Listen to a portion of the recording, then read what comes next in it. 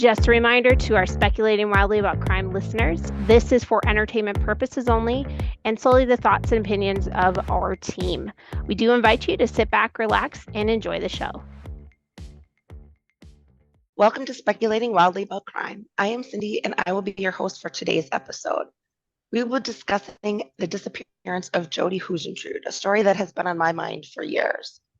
But before we start, though, I want to explain why we choose to explore cases on our podcast that might have been previously covered by other podcasts or shows.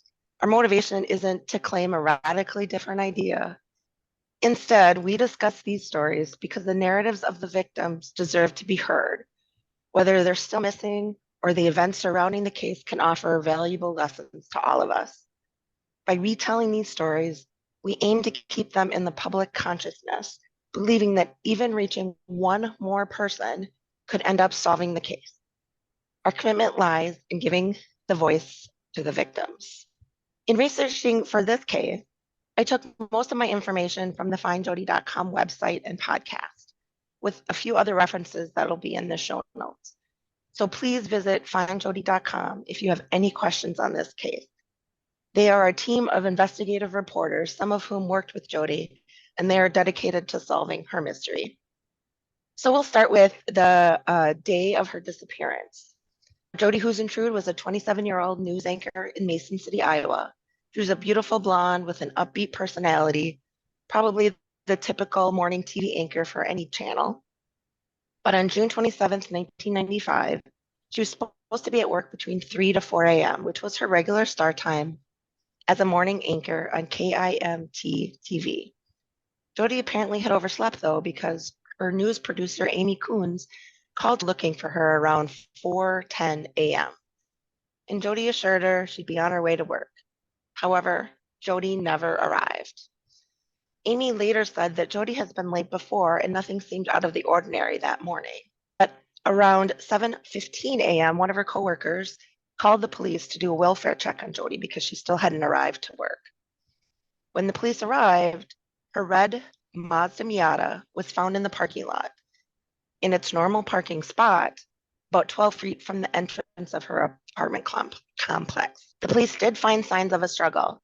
There was a bent key in the lock, a pair of red woman's dress shoes, a blow dryer, a bottle of hairspray, car keys, and earrings were found scattered behind her car. All things Jodi would normally bring with her, especially if she was running late to get ready at work. This made it clear that it was most likely an abduction. Jodi was abducted about 20 minutes after her 4:10 call with Amy. Not really sure how they determined that it was narrowed it down to 4:30 a.m., but I think that was about the time that other residents were leaving for work, and they still noticed that Jodi's car was in the parking lot. Police did find that the right rear view mirror on her car had been jostled, and there was blood on the mirror. Blood was also found in the parking lot near the passenger door of Jodi's car. The DNA testing did indicate that the blood was Jodi's. Scuff marks believed to have been made by Jodi's shoes led away from her car. Police believe Jodi was attacked from behind when she was unlocking the passenger side door of her vehicle. She most likely screamed and was struck in the head with a heavy object, then dragged to her attacker's vehicle. It is believed that Jodi's attacker probably had been watching her and knew her behavior patterns. However, there were no eyewitnesses. Nobody from the apartment complex called the police. Although later, some residents told the police they heard a scream around the time that Jodi was abducted. One resident did tell the police that he'd seen a white van near Jodi's car around the time that she disappeared. Also, as a side note, there were pictures taken in her apartment that showed that the toilet seat was up in her bathroom, which is obviously out of place for a woman who lives alone. It's always been questioned, did she have a guest the night before, or why was the toilet seat up? But it was never clear if maybe that was a police officer that did that, or if it was a clue, because the police didn't consider her apartment a crime scene. So they may have just used the bathroom. Jodi's friend, John, told police he was the last to see Jodi alive, and that she had stopped by his Mason City duplex the night before to watch a video of her surprise 27th birthday party that he helped throw for her a few weeks before that. Days after her disappearance, The area around the apartment complex along the Winnebago River was searched, but nothing was found. The Iowa Division of Criminal Investigation and the FBI interviewed over 100 people, but again, nothing. In November of 95, police questioned a man about Jodi's disappearance that had been charged with stalking a television anchor person in St. Louis Park, Minnesota. But Mason City police say that man is not considered a suspect in Jodi Huisentruit's case. But we'll put a pin on that later, and we'll talk about him when we get to suspects. Jodi's family in Minnesota hired a private investigator, and they even went to California and taped a session with 3 psychics for the television show Psychic Detectives. The psychic said that Huisentruit's kidnapper was someone who saw her on TV and became obsessed with her, but still nothing pointed to a specific suspect. Jodi's case was also featured on America's Most Wanted. The shows generated tips, but still nothing led them to a suspect. So what was Jodi doing the days before her disappearance? Her birthday party was on June 10th in Clear Lake, Iowa. The party was held at Sully's Bar, and the bar was owned by friends of Jodi's and John Van Cise. And his name was Alden Stecker. And his wife took the video of the party. She gave that video to Van Cise the day before Jodi disappeared. The next weekend after her birthday, June 17th and 18th, Tammy said that they spent time with John Van Cise and other friends in Clear Lake that weekend, boating and dancing. Then the weekend before her disappearance, which was June 23rd and 25th, she spent that weekend water skiing in Iowa City with John Van Cise and Annie Cruz and also Tammy Baker and Van Cise's son Trent, and they stayed in Trent's apartment. And Tammy and Jodi shared a bedroom. Or the day before her disappearance, Jodi had been part of a Mason City golf tournament. It was only a few miles from her house, so after playing golf, she went home, changed, and then returned for dinner. It was said that she left the country club shortly before 8 p.m., and then she called a friend in Mississippi around 8:24 from her apartment. And then, according to John Van Cise, Jodi then went to watch her birthday video at John's house.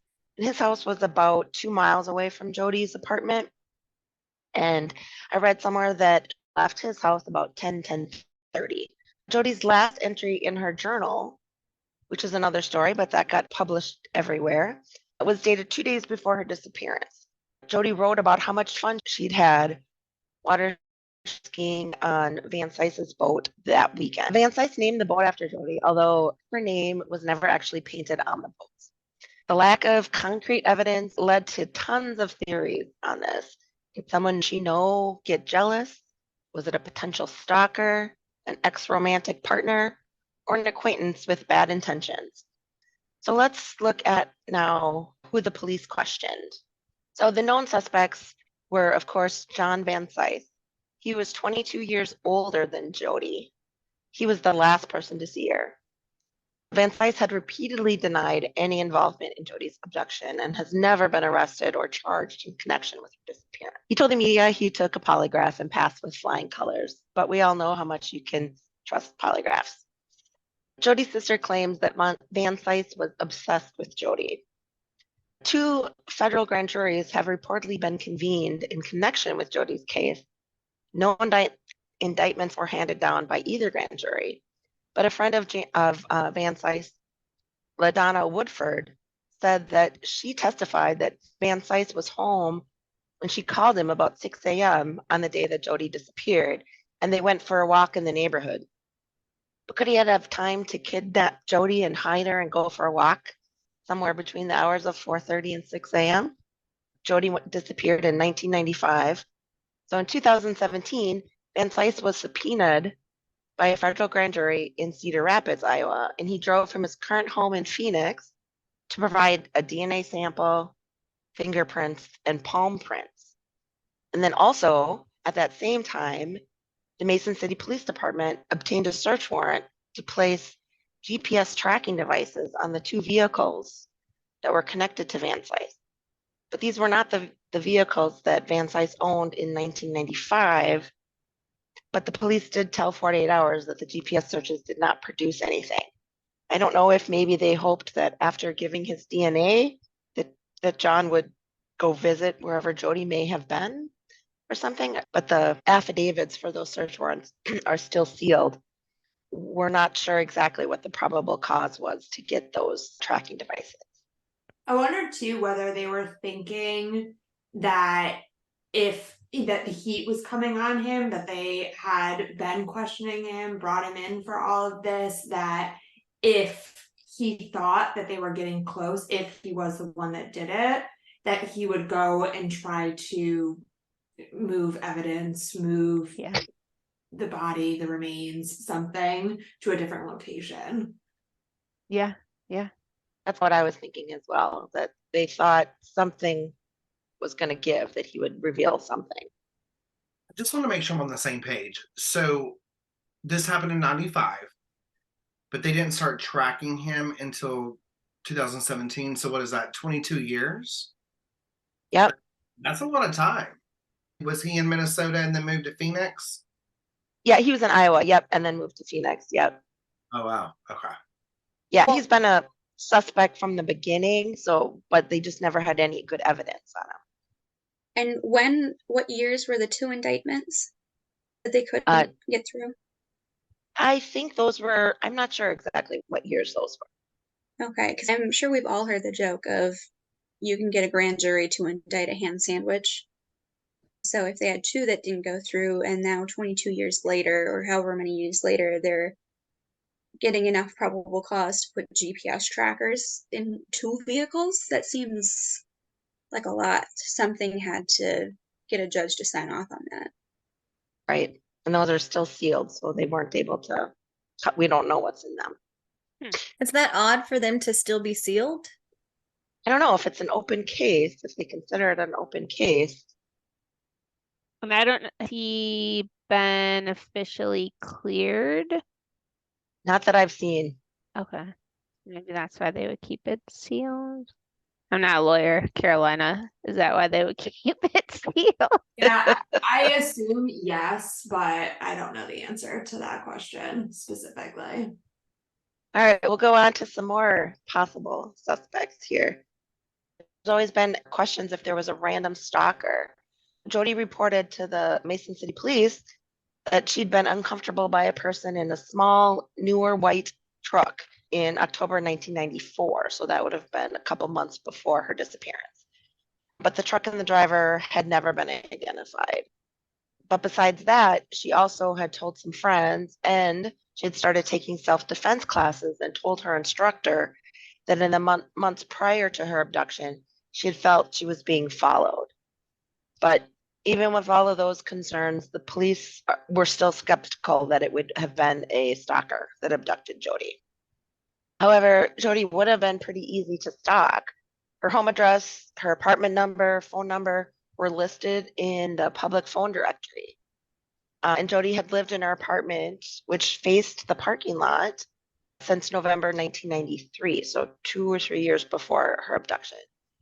She also had the same work schedule every day and frequently talked about her social and community event plan when she was delivering the news, like most newscasters do. And going back to the person questioned in a previous newswoman stalking, his name was Charles Davison. In 1995, he was charged with the harassment and stalking of Kayleen King, who was a news anchorwoman at KSTP, which is a local Minnesota TV station. He was found guilty in 2001, and he was sentenced to 2 years of unsupervised probation, assuming that he completed a psych eval and had no contact with King, and followed all the restraining orders, and didn't commit a similar crime. If you see pictures of Kaylee King, Yanta is her new name, she is also a very pretty blonde woman, and she looked very similar to Jodi. However, shortly after that, she did retire from the news in 1995, and she has 5 kids now. As for Minnesota, I am not a fan of any of her political views, so I'm glad she's not a reporter anymore. Let's put it that way. Another connection, Tony Jackson was a convicted serial rapist in Minnesota. He was living just about 2 blocks away from the TV station in Mason City, Iowa, at the time that Jodi disappeared. He had given an alibi that says he wasn't anywhere near the apartment when Jodi disappeared. but it's been proven to be false, and they can't verify his whereabouts. And there's been many other times during some of the rape trials here in Minnesota where all of his alibis have been found to be just not very concrete. They're never exactly sure. He swears he has nothing to do with it, but so remains to be seen. He is currently serving a life sentence in Minnesota. He's technically eligible for parole in 2044. However, he'll be imprisoned until at least 2064, since he hasn't yet begun serving a 30-year consecutive sentence related to his original series of convictions, all in Minnesota. Another serial rapist in Minnesota, Tom Cadden, was also in the general area. He was questioned by Mason City Police 3 months after Jodi disappeared. Police found no evidence to link him to the case. But then he reappeared in Jodi's investigation after he mentioned Jodi's name and his being investigated in the case during a prison psychological exam several years later. So they questioned him again and administered a polygraph in 2004. But Mason City Police said they are moving on to other aspects of the investigation. So there still remains no link to him. I have a few other stories that kind of talk about some other possible suspects. And I just want to preface, these all come from a specific journalist. His name is Steve Ridge. He's been dedicating over almost 2 years looking at Jodi's case. However, I've not seen this information on the findjodi.com website, which is basically, they vet all of the information on that Find Jodi. This could be just more speculation. So I just want to say that before I talk about these articles, but there will be links to these articles in the show notes, so you can take a look at them yourself and decide how truthful they are. But in 2020, a story came out about an inmate on death row, Dustin Hawkins, who was set for execution for murdering 5 people in the 90s. And so he said he supposedly knows who abducted Jodi. Actually, it was his accomplice, Angela Johnson, who was also serving time, that said he knows who abducted Jodi. Hodkin was set to be executed in January 2020, but the U.S. District Court of Appeals intervened, halting his sentence to be carried out. But that was also COVID, and apparently there was no more information about Jodi, so he was finally executed in July. Also from Steve Ridge, the story came out of this year, of October of 2023, that said Jodi was having a secret fling with someone that she had met in Clear Lake about 10 days prior to her death. Did he include any kind of information in his article to back that up? There really wasn't a lot in that article. Mostly there's a picture. I don't buy the picture. When what was she, 27? I had 17 secret flings when I was 27. No, thank you. Yeah, and this man was also 27 at the time, but he lived out of state. She was in Clear Lake for her birthday that weekend, I think. She may have hung out with the guy. I lived in Yeah. Wisconsin and was in Panama City Beach a time or two, and I had acquaintances, but Just because she's a picture with a guy doesn't mean she was. right, that doesn't mean we're Going from having an acquaintance with somebody to a secret affair, like, that's It's a big. big jump. Giant leap. Yeah, If that's and supposedly they had been like texting or phone calling each other. So this last little piece that he also put in the same article is that he discovered that Jodi's red Mazda was not owned by her, but was partially a gift. I did hear that somewhere too. Yeah, they said he didn't provide a name, but he said the salesman said that the sale wasn't complete at her disappearance, but whoever it was had paid whatever they were going to pay as a gift, and then Jodi was supposed to pay the rest. The other thing that Steve Ridge said is there's a common theme here, is anyone who shows an interest in Jodi is potentially in harm's way because of jealousy. And so this would fall in that category as well. I have one very strong possibility of who this party is. I think he did have some relationship with her. So he's obviously not naming who it is. Jodi was actually officially declared dead in 2001. Her dad had passed away prior to her in 1982. And then unfortunately, her mom passed away in 2014, obviously still not knowing what happened to Jodi. There were remains that were found in March of 2021 near Jodi's apartment building, but they were determined not to be Jodi's. We still don't know what happened to Jodi. Now it's time to speculate, guys. What are your thoughts? With the determining that the remains weren't hers, did it elaborate on how they knew that? Was it like, oh, the bones aren't the right size, or did they actually do testing? Usually they can DNA test the bones or something, right? Because like when they found those remains in New Hampshire for Maura, they did a DNA test on the bones, right? Am I I wrong? don't know. I would assume, but I know they can do DNA tests on bones because I feel like we've heard that before. But I've also heard questionable, maybe medical examiners being like, no, this thigh bone goes to somebody who's 5'6" and she was only 5'5.5", so there's no way that could be her. Yeah. Oh, okay. Part of what the Find Jodi team does is they also fund a lot of this. So my guess is that they paid for some of the research too. A lot of questions slash statements. This kind of goes back to the beginning.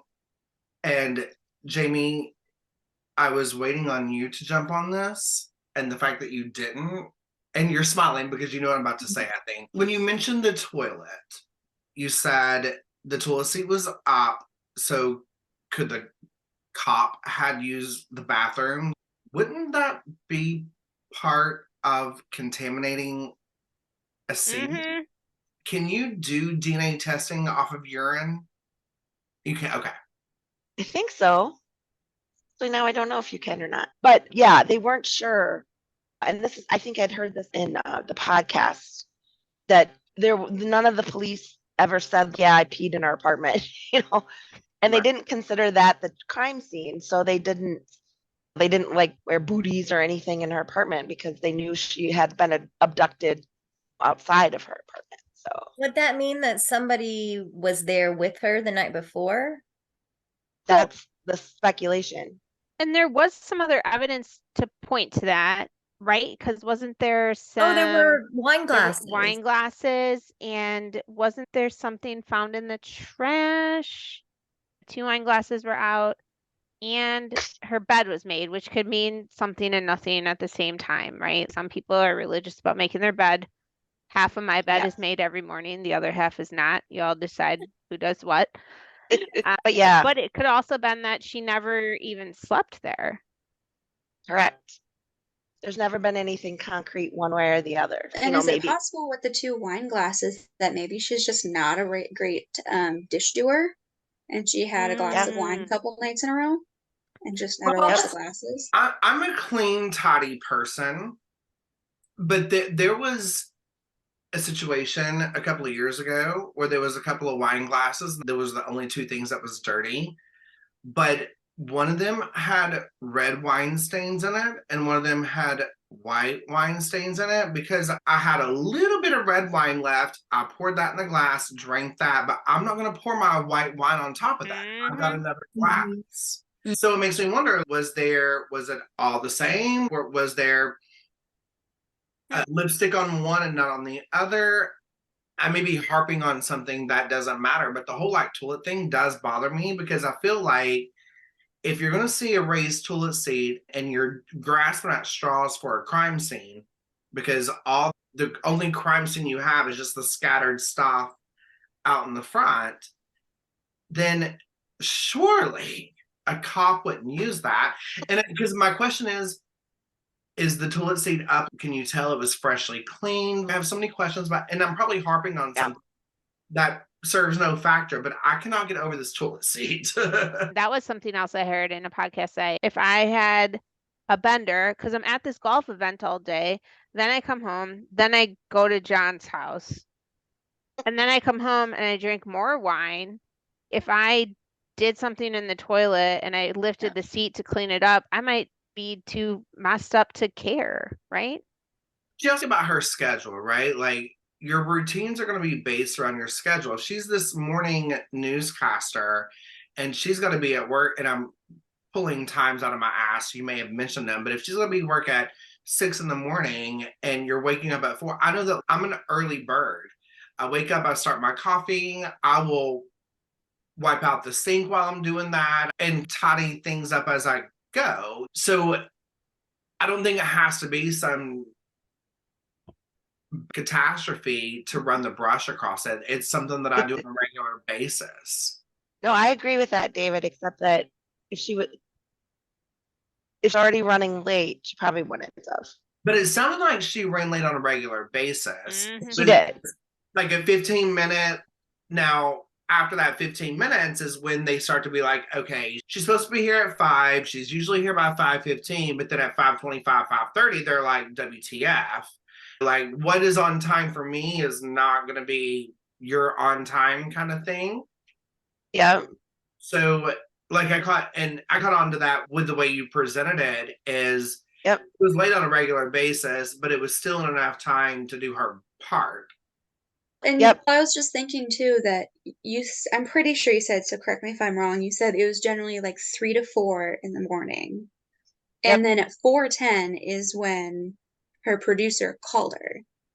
So they gave her 10 minutes after that hour range.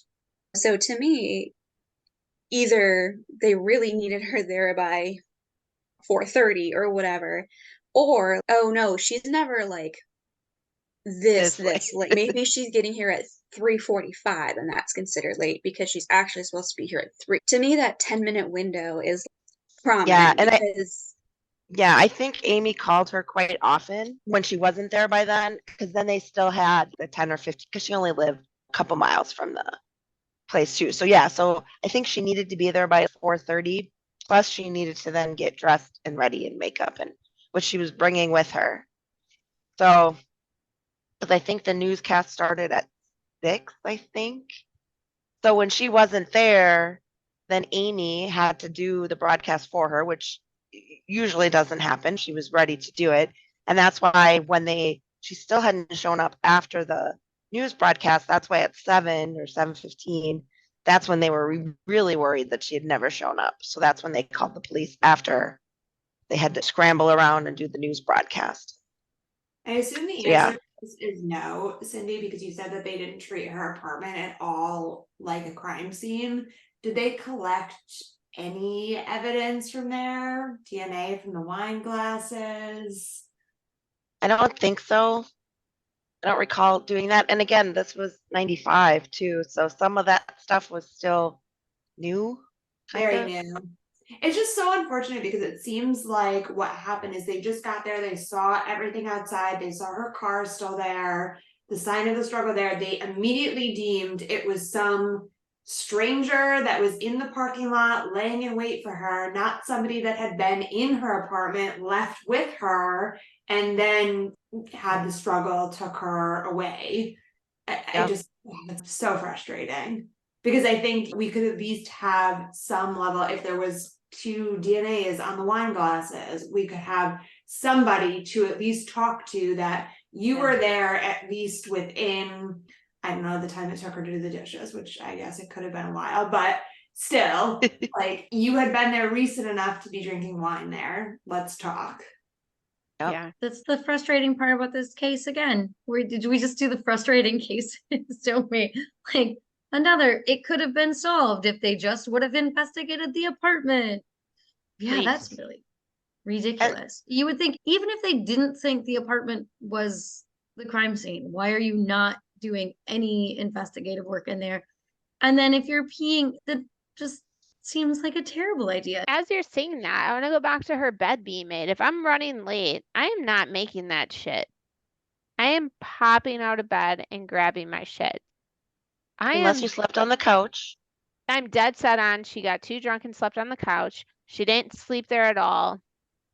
Or, I don't know, somebody tried to cover some shit up. Because we do have to remember when Amy called her, it was at her house because we had no cell phone. She only had a landline, right?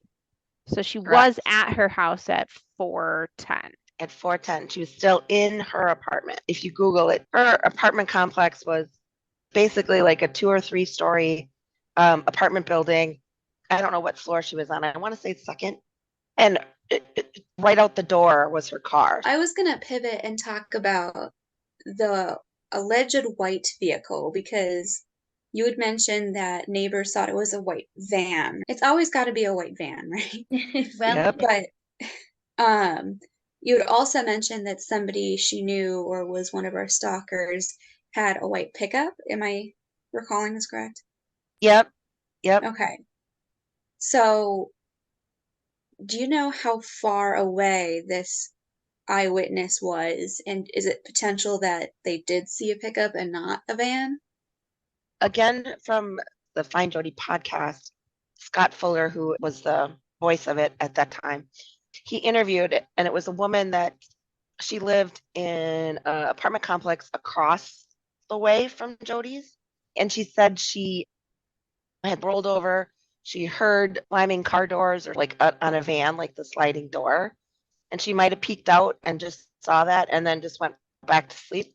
And she just noticed it was like before Jodi went missing.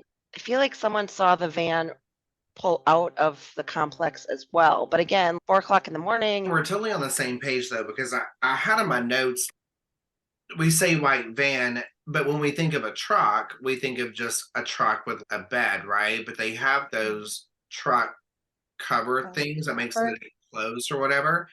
And I know that I've seen stuff like that and could easily, especially from a distance, maybe think it was a van when it's a truck that has, what is that thing? A tent? No. Like a topper? A topper. Topper.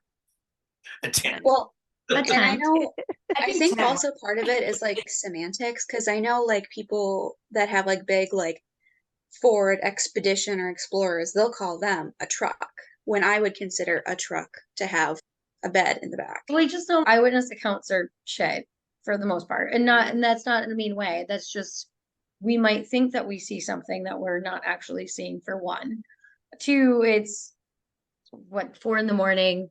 She could have seen a white vehicle, sure. It doesn't seem like a credible account, but I wouldn't base everything off of the white van.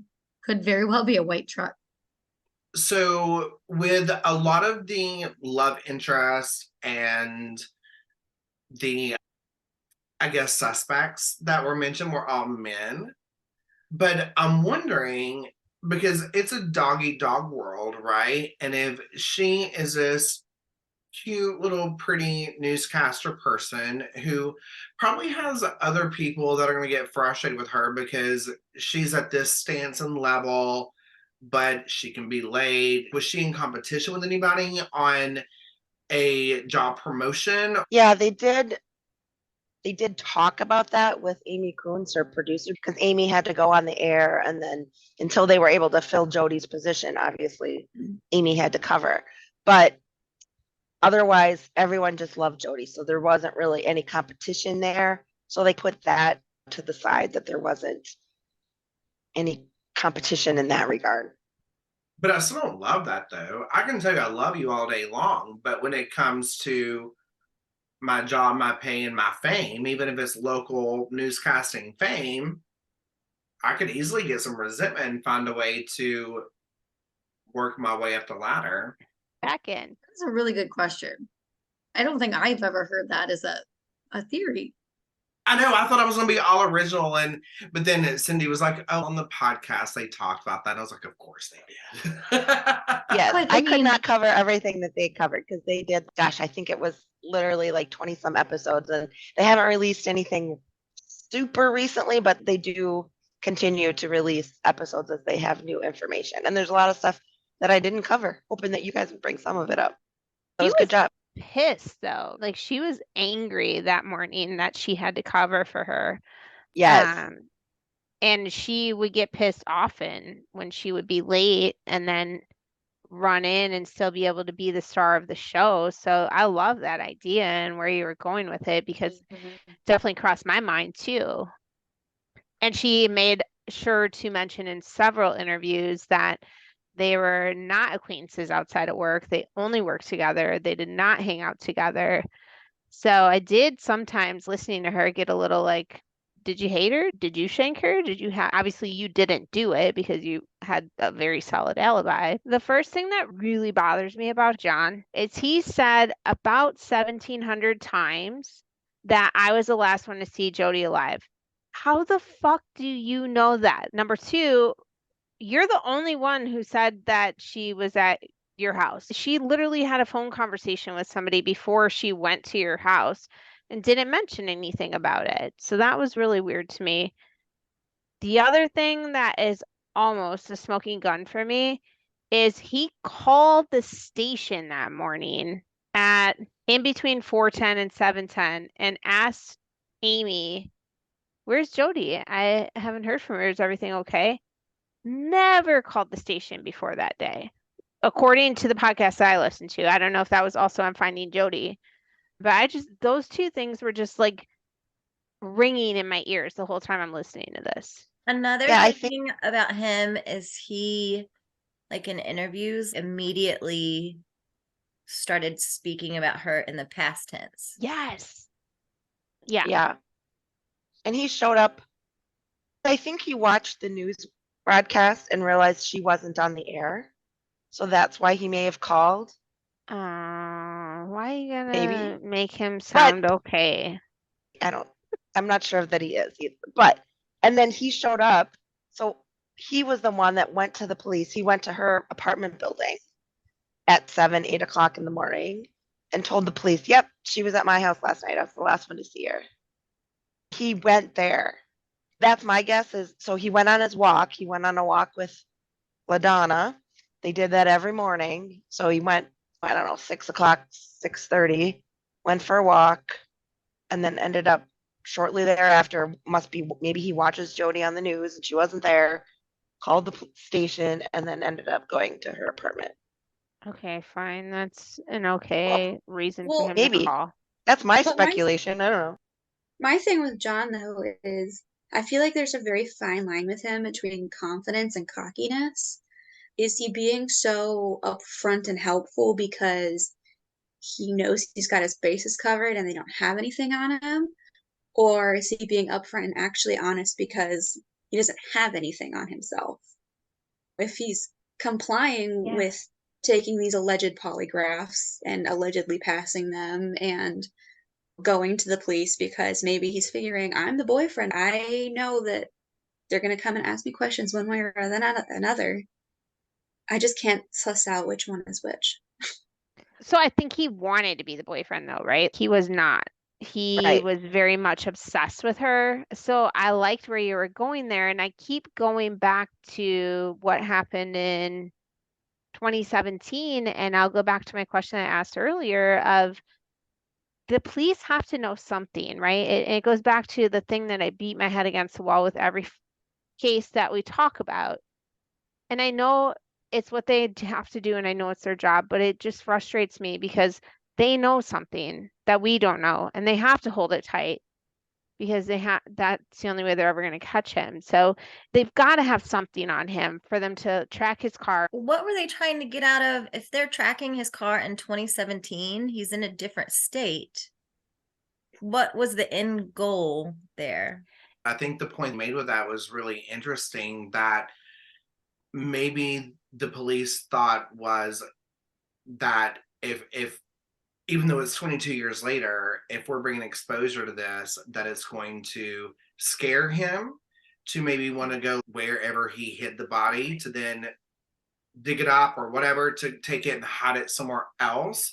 Within the last, let's say, 5 years, the Find Jodi team put up a billboard in Mason City that said, what do you know about this case? And shortly after it was put up, it was vandalized.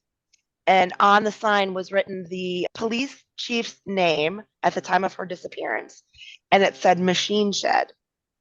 Now, the Find Jodi team did investigate that to try to figure out what the connection was, and they haven't found anything. So you reminded me of another thing that I wanted to bring up. So there was, you might have to correct me on this because I might not get 100% correct, but was there an ex-wife of a cop who came forward with some kind of journal entry, something that was withheld, and she came forward and said, hey, why didn't you all look at this? And it was so corrupting the cops, essentially. yes, it was someone's ex-wife. I can't remember who it was, but they released all the photocopies or copies of Jodi's journal, and there really wasn't any reason to. There wasn't anything in there, but for whatever reason, they decided to publish that.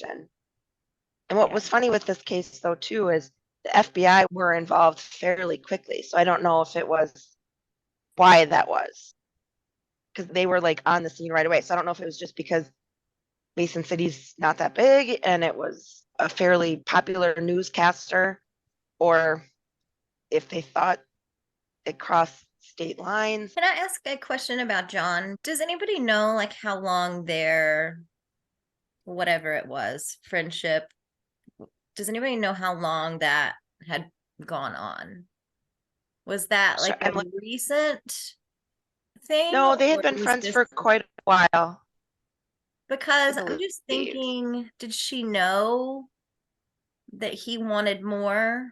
Mm-hmm. Yep, she did. And she always made sure that she's like, nope, we're just friends. Because she, 27-year-old, she always went out in a group. She was a very social person.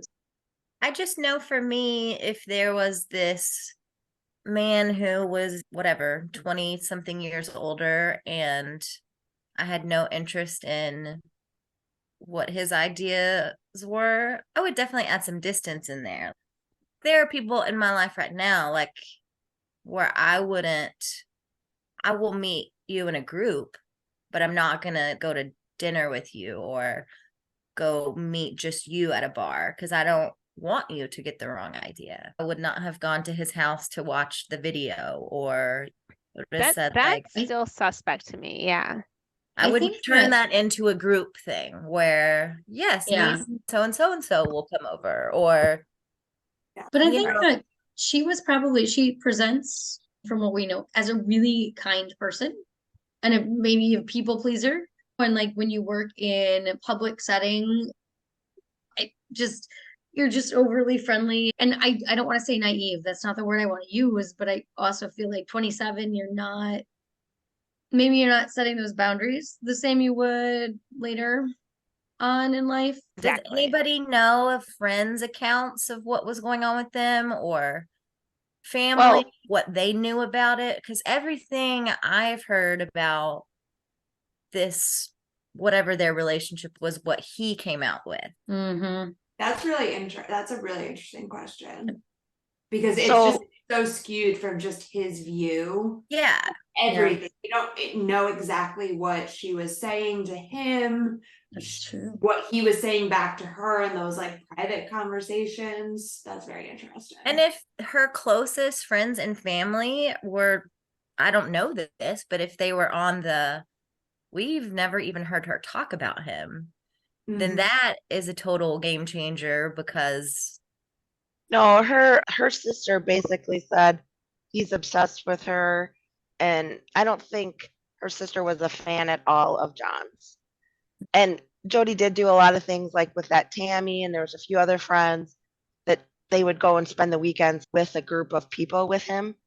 I think she did a lot with him, but she wasn't reciprocating a lot of that stuff. But so I think she enjoyed her time. Maybe it was she just didn't want to rock the boat because she liked the group setting. Yeah.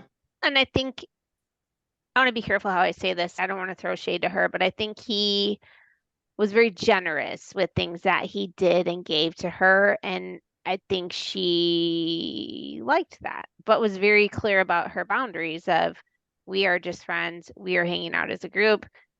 If you want to throw a birthday party for me, buy me a nice bottle of champagne, name your boat after me because you're fucking weird, fine.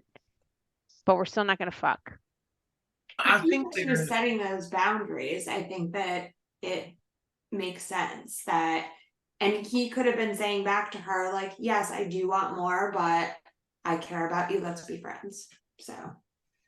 And then he could get jealous if there was another guy over there that night.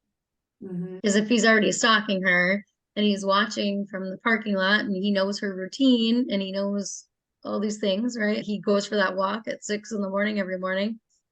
Who's to say he doesn't just swing by?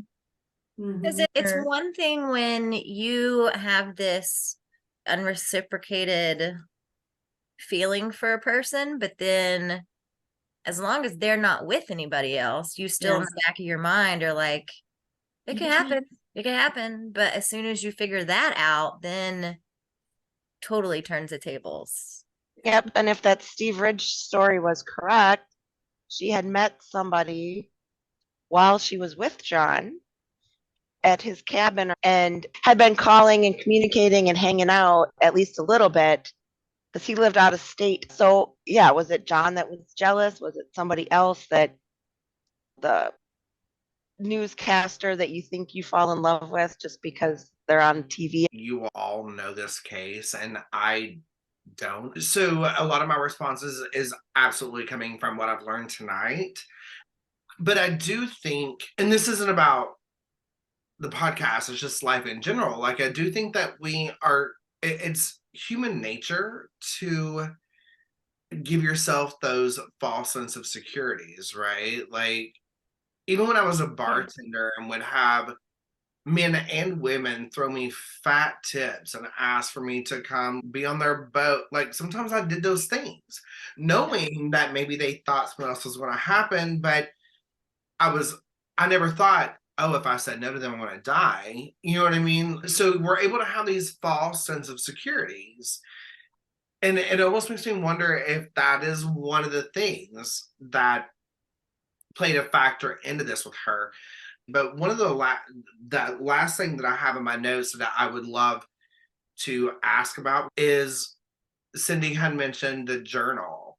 I have never kept a journal.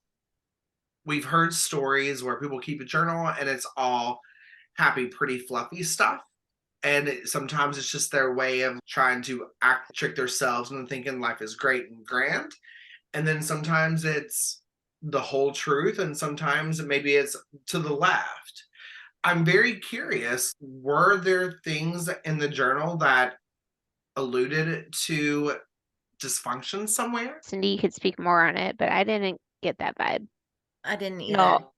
Yeah, I haven't dug into too much of that, but no, I didn't get any of that. I So listened to 3 podcasts and they all said she seemed like a very happy person, even reading her journal verbatim, and they read a couple excerpts.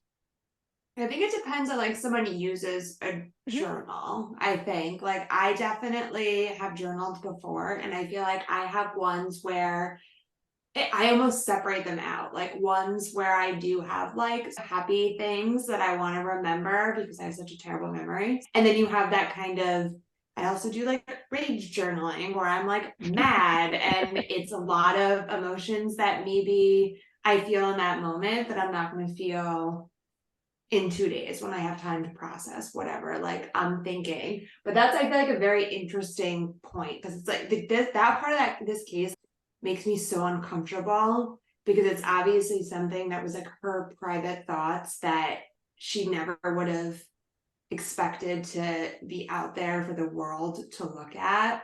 Yeah.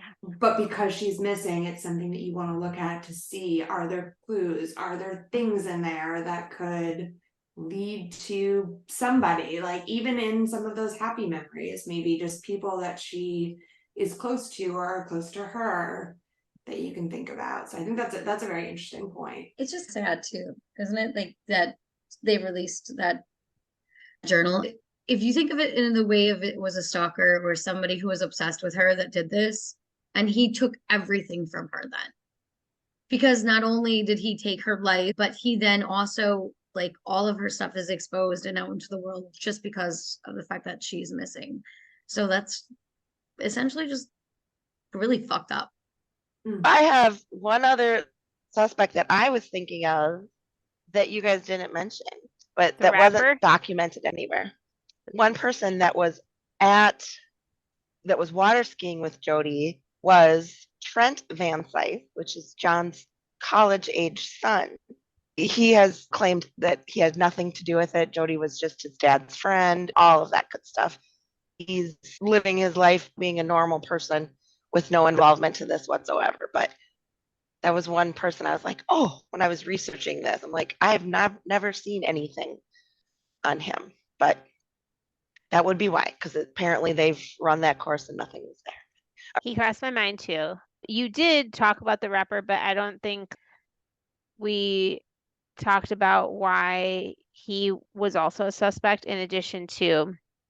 So Tony Jackson was the guy that lived near the station. He was a serial rapist. He had no alibi, but he had a rap song that talked about killing somebody.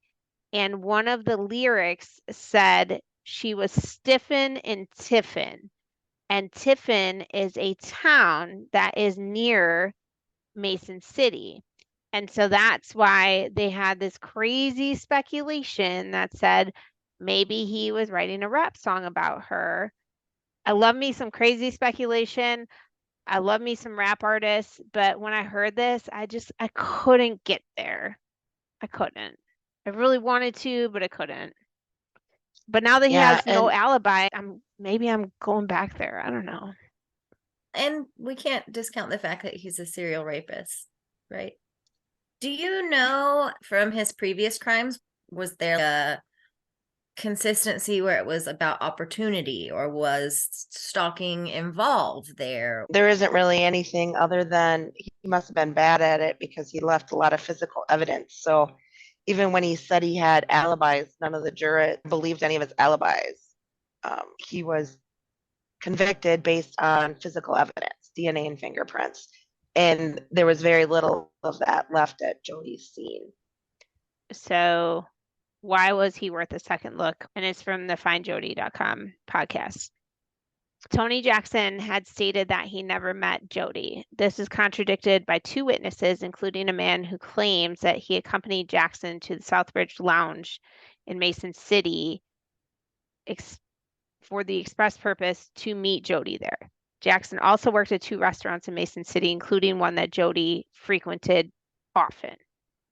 Number two, a witness who jogged past the Key Apartments where Jodi lived every morning at 4:30 told them that she was nearly hit by a car speeding out of the complex parking lot the morning of the abduction. The vehicle she described was generally consistent with a car that Tony Jackson had purchased just a few days before.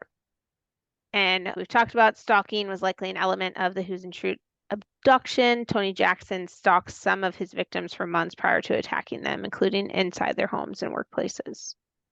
I've always thought the John situation was questionable. He is a very easy suggestion as a suspect. However, based on the fact that something was going on with her, she had talked about how she thought she was being followed. The day before when she was playing golf, she mentioned to her friends that I think she had been getting phone calls that were pretty creepy. And just I feel like if it was somebody she knew, like John, it would have been a lot easier for him to just come to her house and her let him in.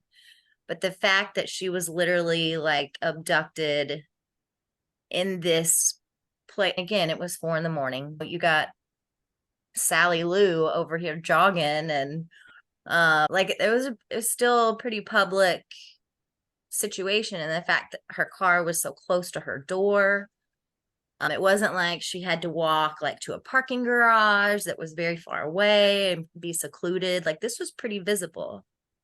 So I think it was the option of somebody just got obsessed with her and had started stalking her, started progressing in the manner of the stalking with the calls and following to a point where she actually knew and noticed.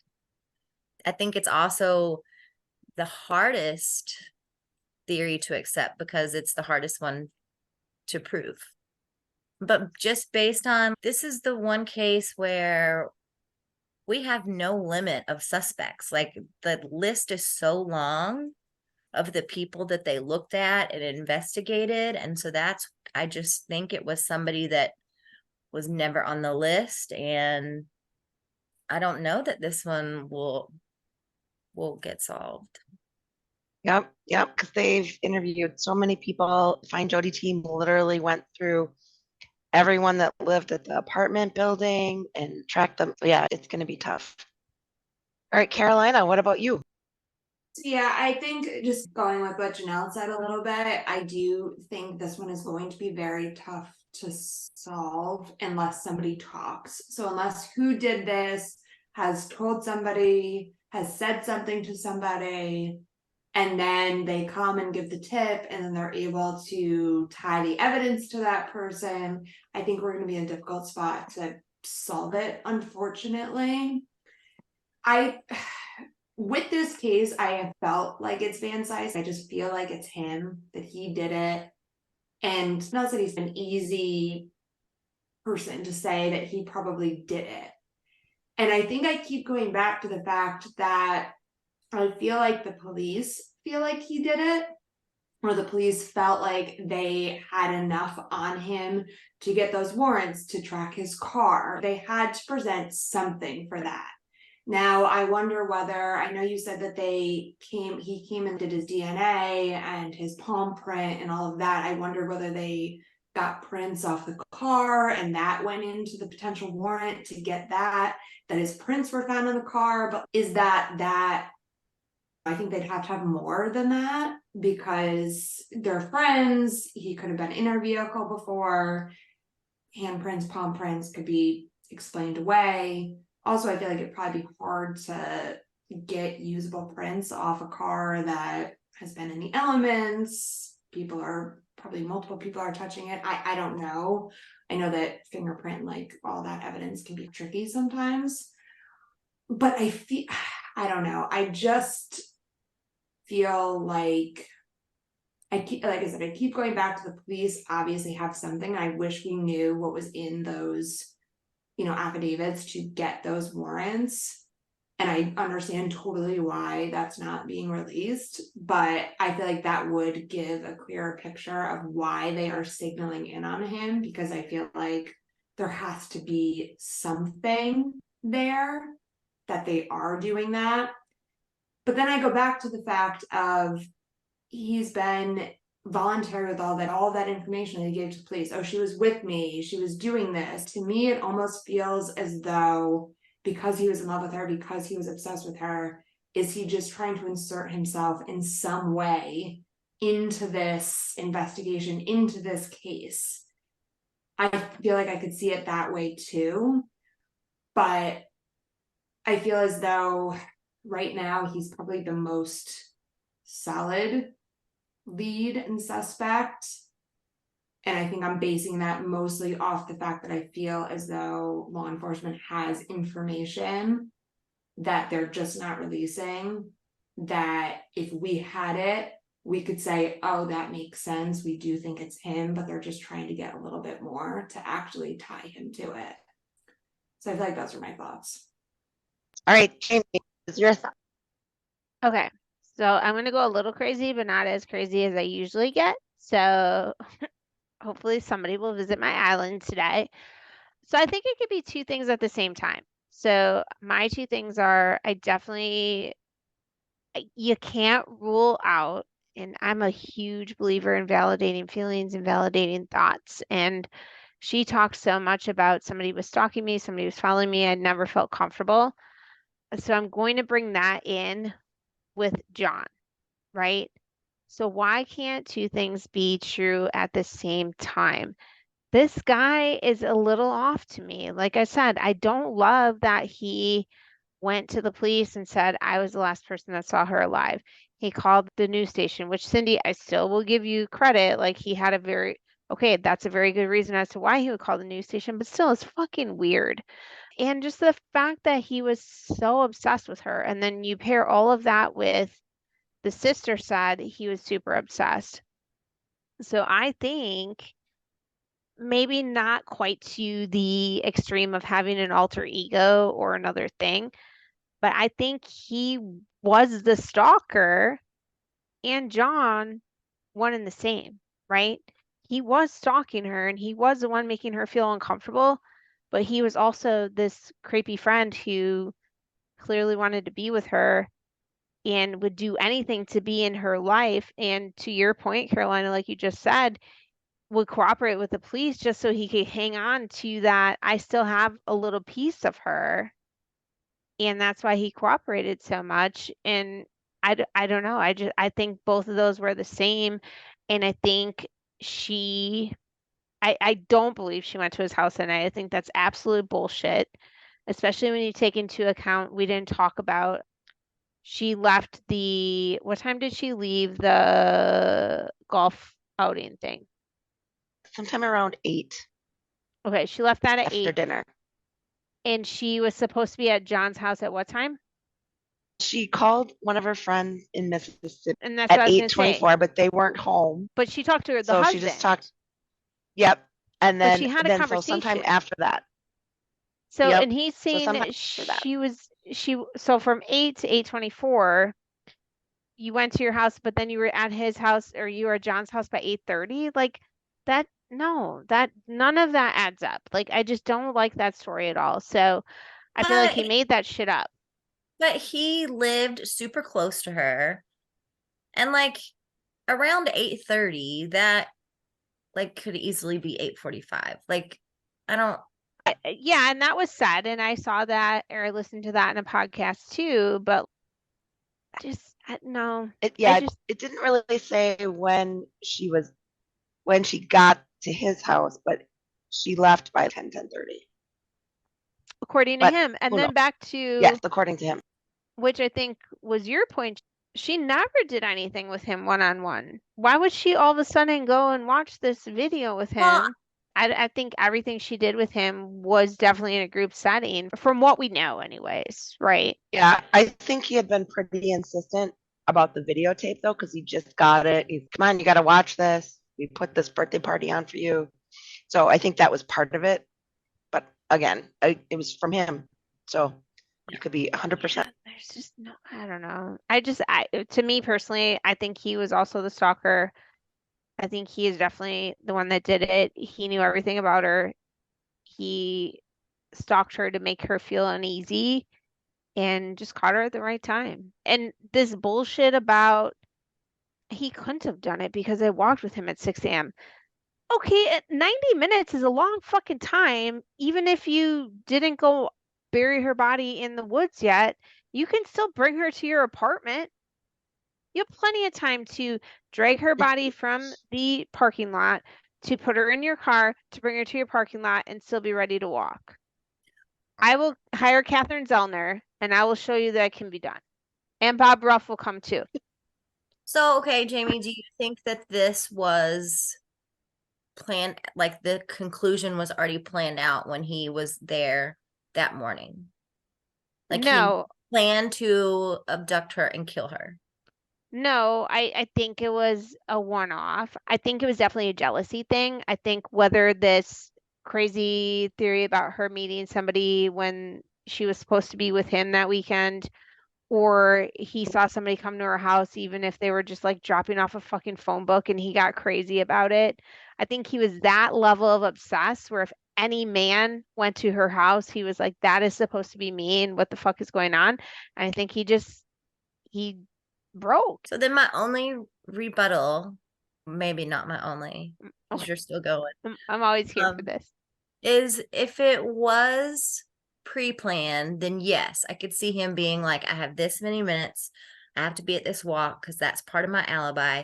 But if you think it was like a snapped situation, like going on that morning walk with whoever, like I'm gonna have to cancel. Like shit just hit the fan. I am not doing our walk today. Like, but he's already fucked because he's stalking her and pretending to not be that person in my theory anyways. So his mind is already fucked because he's pretending to be the stalker while at the same time being her friend. So he's already got this disassociative personality thing going on. So it wouldn't be very hard for him to be like, oh, you were trying to fuck this guy, kill you. Okay, let me go about my day.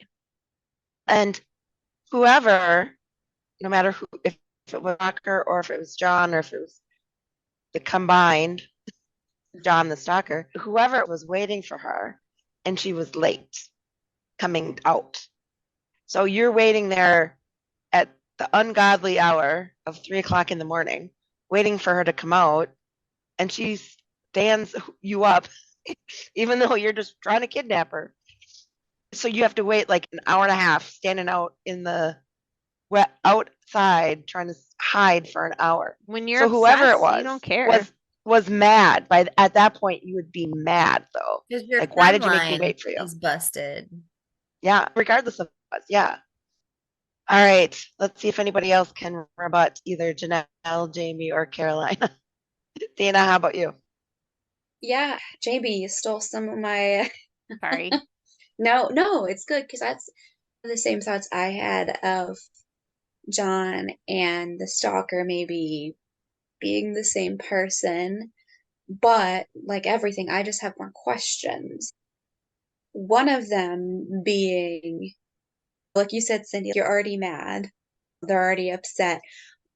But the big issue that I have is, are you trying to kidnap her at 3 to 4:30 a.m., whether his intent was at 3 a.m., but it happened at 4:30 because it's the cover of darkness, but also it's before work and a very public work. So you're a lot more likely to be noticed that you didn't show up versus if they had waited until after she was done with work. In theory, you have 24 little less hours before somebody else could potentially, unless she had plans or something. But if you're just gonna chill at home for the rest of the day or do some grocery shopping, whatever, that gives you a lot more time versus a, in theory, 20-minute window before you have to be at work and be on the air and the whole town sees that you're at work. So I think that's a problem that I have of just what exactly the plan was, because you're going to have people hot on your heels a lot sooner in theory because people are already looking for her and it's 10 minute per time range. And also, she's young, by all intensive purposes, she's cute, and maybe she was having flings. Great. But I think back to the Dorothy Scott case, and we had very similar speculations of, that's my woman, how dare you take this guy to the hospital, your coworker, and it snaps. Could she have had one too many beers with somebody at this golf outing? What does it take? What if he was watching her at the golf outing? Or what if he was there watching her apartment and saw somebody else leave? And that would explain the toilet seat. Yeah. And Yeah. the second wine glass. I didn't even think about that because if it's John, he knows her schedule. He knows that she's supposed to be at work. It would have to be either stupid on his part to do it at that time, or he snapped for some reason at that time. Because But I didn't Which is even what I think thought. about that. That's Dana. mine. That's crazy. That was But- mine. but he That also was my theory. Oh, That sorry, he Missy. snapped. That he was the stalker and he snapped because the wine glass on the toilet seat, somebody else was in the apartment and left, and she was running late because maybe that was why she was running late that morning. Well, Thank and you. also, And then he I, watched the guy leave, and then he didn't want to kill her. It wasn't he was trying to kill her, but he snapped because he was pissed. well, and also I can imagine a world, this kind of is a two-parter, but if David comes over after a golf outing and we have a couple of glasses of wine, David, I hope you put my toilet seat down. Nothing's happening. Does my obsessed stalker care? But if he's Sure also trying to be good guy John, Betty, there's plenty of stories, and I'm sure some of us women have experienced of like, I threw you a birthday party, I'm paying for your car, you owe me now. And now this guy is coming out of your apartment. We owe you nothing. But there are men out there that feel that way. I bought you a Yeah. drink at a bar, so that means you're coming home to have sex with me. Like, Mm-mm. Honestly, I think this case is solved. I think we figured it out. David, What is your theory?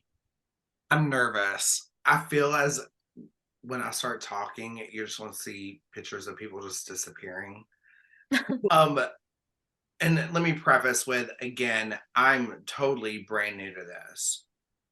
So I'm gonna try to get through all my thoughts really quickly, but I struggle with John.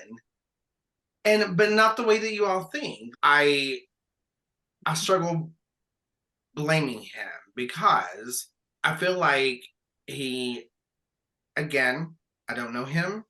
I don't know a lot about this case, but what has been presented to me, I feel as if he is an arrogant man who has backing of being a man, maybe some money, and that if he was guilty, I don't know that he would be putting himself in the limelight like he did.